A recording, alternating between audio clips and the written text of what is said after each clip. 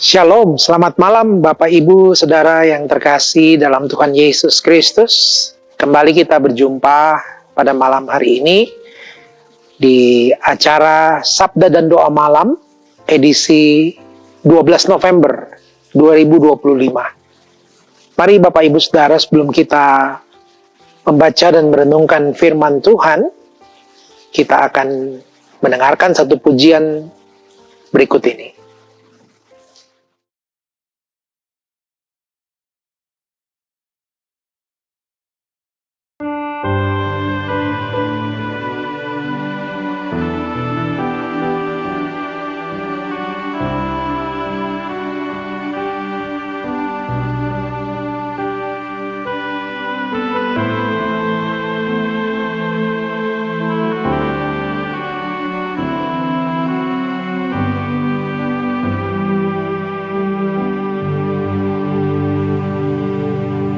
Satu hal yang ku rindu,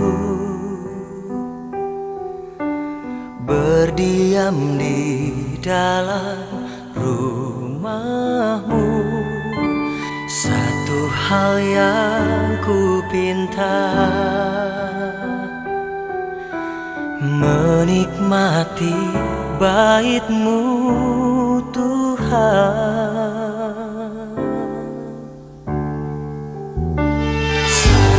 Hal yang ku rindu, berdiam di dalam rumah-Mu. Satu hal yang ku pinta,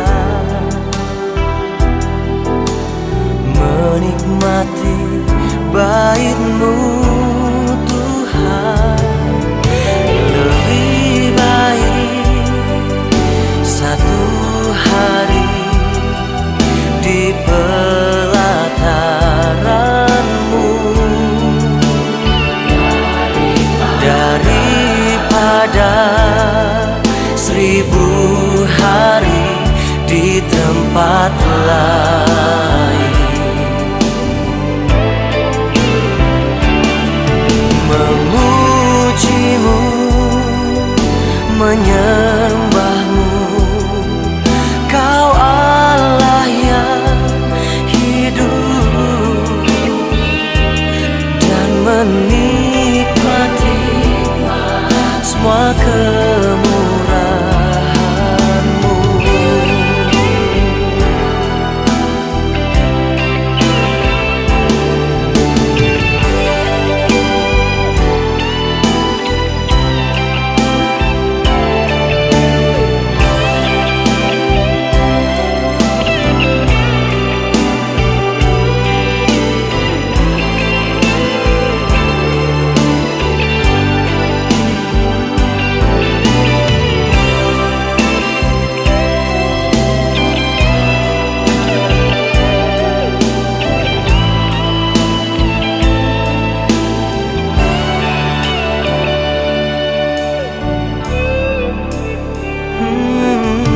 Satu hal yang ku rindu, berdiam di dalam rumah-Mu. Satu hal yang ku pinta,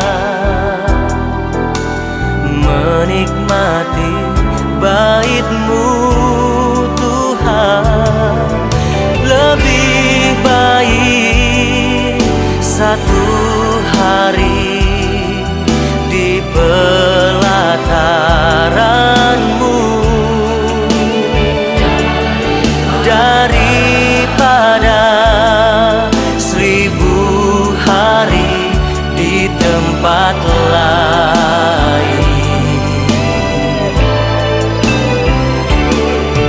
Memuji-Mu, menyembah-Mu, Kau Allah yang hidup, dan menikmati semua kemurahan-Mu.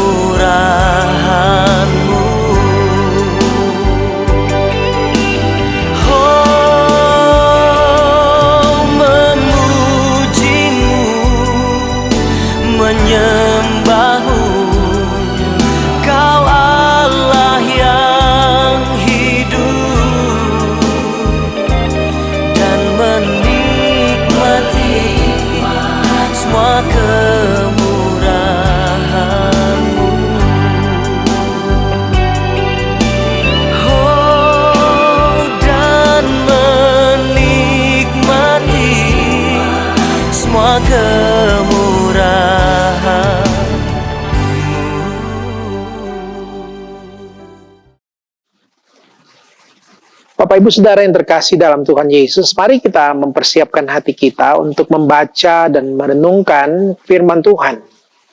Mari kita minta pertolongan Tuhan di dalam doa. Kita berdoa. Bapa kami yang di sorga, terima kasih atas anugerah Tuhan. Kembali minggu ini kami boleh berjumpa di dalam program Sabda dan Doa Malam.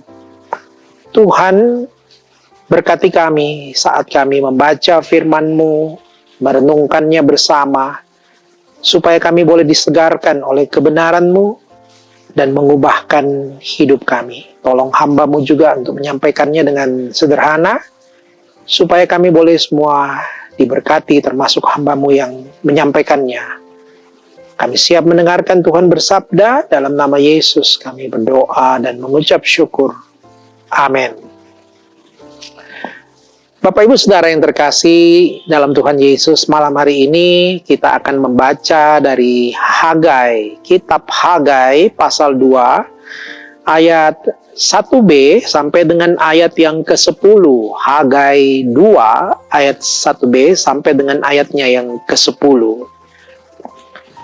Firman Tuhan demikian. Kemegahan bait suci yang baru. Pada tahun yang kedua zaman Raja Darius, dalam bulan yang ke-7, pada tanggal 21 bulan itu, datanglah firman Tuhan dengan perantaraan Nabi Hagai bunyinya. Katakanlah kepada Serubabel bin Sealtiel, Bupati Yehuda, dan kepada Yosua bin Yosadak, Imam Besar, dan kepada selebihnya dari bangsa itu, demikian.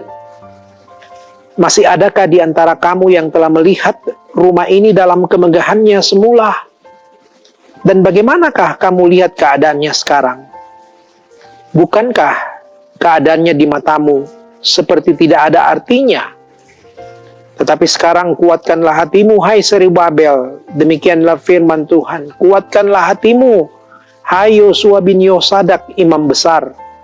Kuatkanlah hatimu, hai segala rakyat negeri. Demikianlah firman Tuhan. Bekerjalah sebab aku ini menyertai kamu. Demikianlah firman Tuhan semesta alam.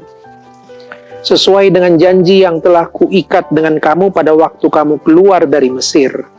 Dan rohku tetap tinggal di tengah-tengahmu. Janganlah takut.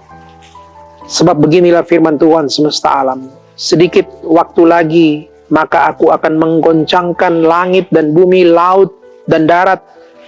Aku akan menggoncangkan segala bangsa sehingga barang yang indah-indah, kepunyaan segala bangsa datang mengalir. Maka aku akan memenuhi rumah ini dengan kemegahan firman Tuhan semesta alam. Kepunyaanku lah perak dan kepunyaanku lah emas. Demikianlah firman Tuhan semesta alam. Adapun rumah ini kemegahannya yang kemudian akan melebihi kemegahannya yang semula. Firman Tuhan semesta alam. Dan di tempat ini aku akan memberi damai sejahtera. Demikianlah firman Tuhan semesta alam. Amin. Bapak Ibu Saudara yang terkasih, ketika orang ada dalam suasana kalut, maka seringkali perasaan yang dialaminya itu adalah hatinya penuh dengan pergumulan, galau, susah, lemah, dan mereka kehilangan semangat karena banyak pergumulan yang mereka alami dalam hidupnya. Saudara, saya percaya bahwa itulah perasaan yang juga dirasakan oleh orang-orang Israel pada waktu bangsanya dijajah dan dihancurkan oleh kerajaan Babel. Saudara, waktu itu suasananya pasti penuh dengan segala kekalutan yang amat sangat.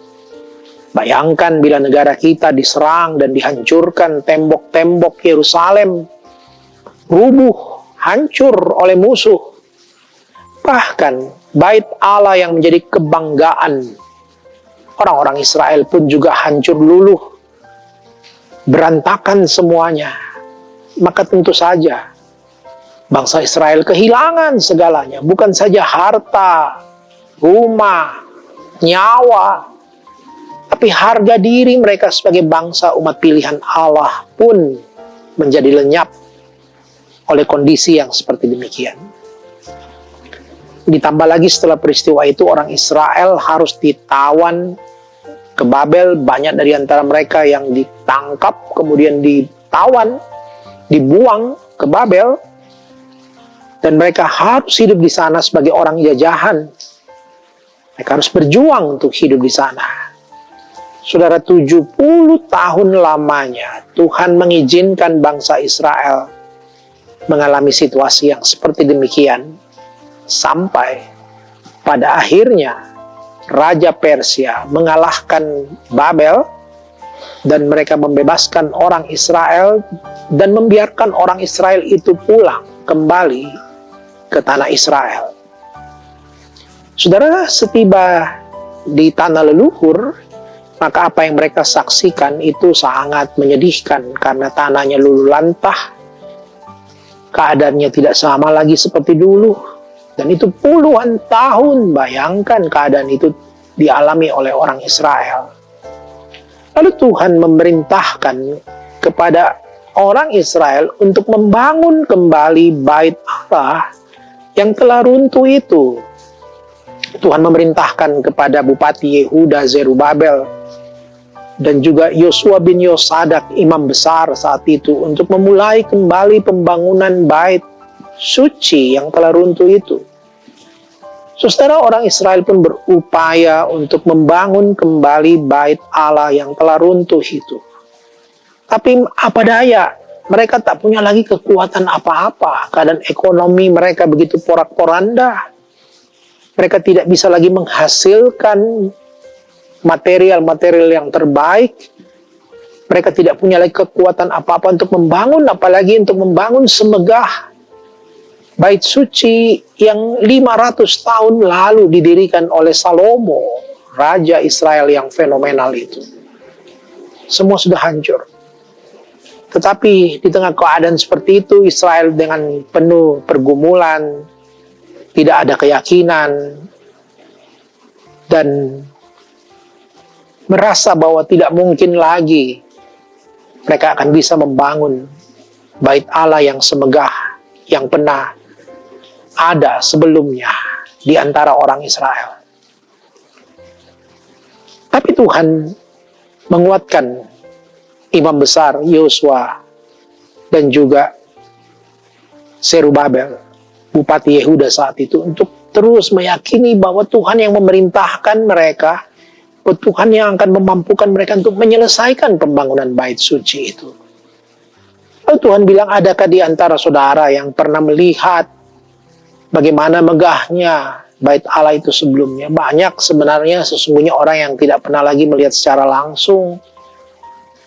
Lalu Tuhan mau menekankan kepada mereka bahwa bait suci yang akan mereka bangun kemudian akan lebih megah daripada sebelumnya. Tapi yang Tuhan maksud dengan kemegahan itu tentu bukan bicara tentang bangunannya, kualitas bangunannya. Tuhan tidak bicara tentang bait Allah yang mewah, yang megah seperti bait Salomo, bait suci Salomo, bait suci Allah yang dibangun oleh Salomo pada masa itu. Tidak. Tapi Tuhan bilang, apa yang akan mereka bangun ini akan jauh lebih megah ketika Tuhan hadir di antara mereka. Firman Tuhan ada di dalam bait suci itu. Saudara, sesungguhnya megahnya bangunan bait suci tidak diukur dari seberapa mewahnya, seberapa indahnya bangunan fisik itu, tapi seberapa jauh Tuhan hadir di tengah-tengah bait suci itu. Saudara, itu juga yang akan kita alami di tengah-tengah kehidupan kita. Bukan soal bangunannya, bukan soal seperti apa gereja kita dibangun, bukan soal seberapa indah, seberapa mewah, seberapa megah, seberapa mahalnya biaya untuk pembangunannya. Tetapi, apakah Tuhan hadir di antara kita, di dalam gerejanya itu? Apakah Tuhan berkarya di dalamnya? Apakah firman Tuhan itu dinyatakan dengan sungguh-sungguh dengan penuh kuasa. Orang yang hadir di dalam bait suci mengalami kehadiran Tuhan, mereka diubahkan hatinya, mereka hidup dalam takut akan Tuhan, mereka memuliakan Tuhan. Orang bertumbuh di dalam iman. Apakah orang-orang percaya mengalami hal seperti itu? Itulah tanda kehadiran Tuhan. Gereja harus hadir memberkati jemaatnya. Sehingga ketika gereja hadir memberkati jemaatnya, gereja boleh bertumbuh dalam Tuhan. Dan kemudian gereja pun boleh menjadi berkat bagi orang yang di luar gereja. Menjadi sebuah kesaksian melalui kehidupan mereka yang menjadi berkat. Menjadi sebuah kesaksian tentang bagaimana Kristus diberitakan, dinyatakan. Menjadi sebuah kesaksian tentang bagaimana orang Kristen itu hidup, mengasihi, menolong sesamanya tanpa memandang latar belakang orang siapapun juga. Itulah tanda kehadiran Tuhan di tengah-tengah gerejanya. Dan itulah kemegahan gereja yang sesungguhnya. Sekali lagi Bapak Ibu Saudara, gereja bukan gedungnya, tapi bagaimana Tuhan hadir di dalamnya. Bagaimana gereja hadir dalam hidup kita. Bagaimana kita sebagai tubuh bait Allah juga hadir. Tuhan ada di tengah-tengah kehidupan kita. Dan Tuhan memberkati hidup kita dan kita pun boleh menjadi berkat bagi orang lain. Hadirkanlah shalom di dalam gereja. Dan shalom bagi semua kehidupan orang di sekitar kita. Nama Tuhan pun dimuliakan melalui kehadiran gerejanya. Amin.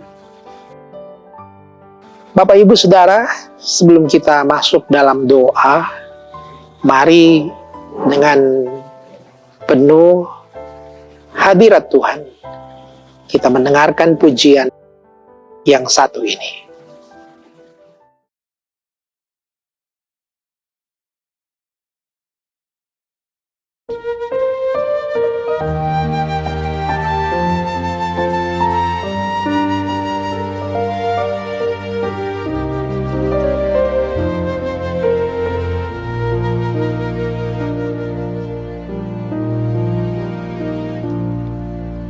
Ku jadikan hati ini untuk kediaman-Mu.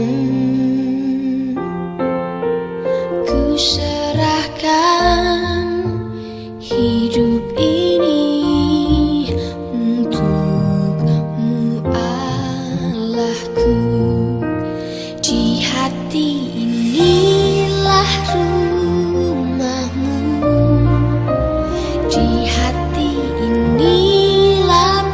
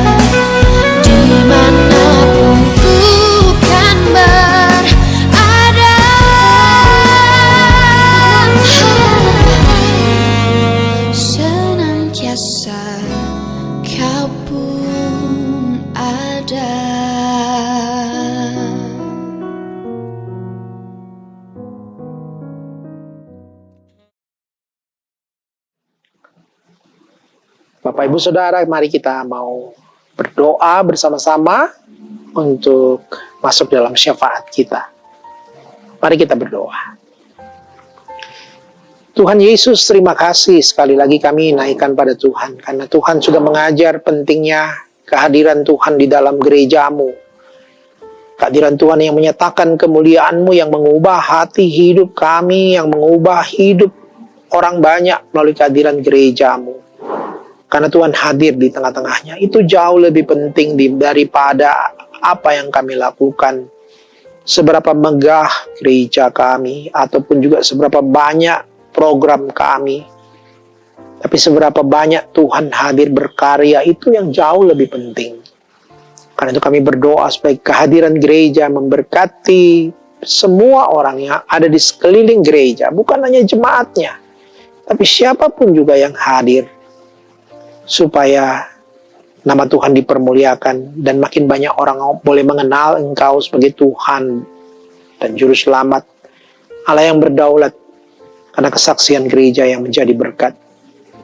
Kami terus berdoa untuk setiap masyarakat-Mu di tengah-tengah kehidupan kami, sebagai gereja maupun juga sebagai anggota masyarakat di Lembang Rinding Batu di tempat ini. Tuhan, dengan semua pergumulan kami berdoa supaya Tuhan hadir selalu di dalam setiap aktivitas dan kegiatan masyarakat dan gerejamu, baik itu dalam pekerjaan, dalam keluarga, dalam relasi, dalam kegiatan apapun juga Tuhan hadir. Berdoa supaya lingkungan kami di mana kami tinggal berada dalam keadaan yang aman, sejahtera, dan tidak ada orang yang kekurangan, karena mereka boleh berkecukupan oleh Tuhan yang mencukupkan kebutuhan hidup mereka dalam hidupnya. Mendoakan supaya Tuhan tolong keadaan di sekitar kami tetap aman dan kondusif, dan masyarakat ini pun juga makin berkembang, dan ekonomi berputaran pun juga makin berkembang, dan tempat tinggal kami pun, gereja kami, desa kami, Lembang kami, boleh menjadi berkat. Kami mendoakan bila ada yang dalam keadaan sakit, ada yang dalam kelemahan tubuh, ada yang dalam kedukaan, Tuhan berikan kekuatan dan penghiburan, supaya mereka boleh mengalami Tuhan hadir menghibur mereka. Yang sedang bergumul dengan pekerjaan, bergumul dengan segala hal, masa depan mereka, Tuhan juga lawat mereka. Dan Tuhan yang akan memberkati kehidupan mereka. Terima kasih Bapa di surga. Kami bersyukur untuk malam hari ini. Kami akan mengakhiri persekutuan kami, dan kami mohon berkat Tuhan yang akan senantiasa menyertai kehidupan kami. Inilah doa kami, Tuhan Yesus, yang kami naikkan hanya di dalam nama-Mu, Yesus Kristus, Juru Selamat kami yang hidup. Amin. Bapak Ibu Saudara, terima kasih banyak untuk kebersamaan kita malam hari ini. Sampai jumpa minggu yang akan datang. Nama Tuhan selalu dimuliakan, dan gereja hadir selalu menjadi berkat. Shalom, sampai jumpa. Tuhan Yesus memberkati kita.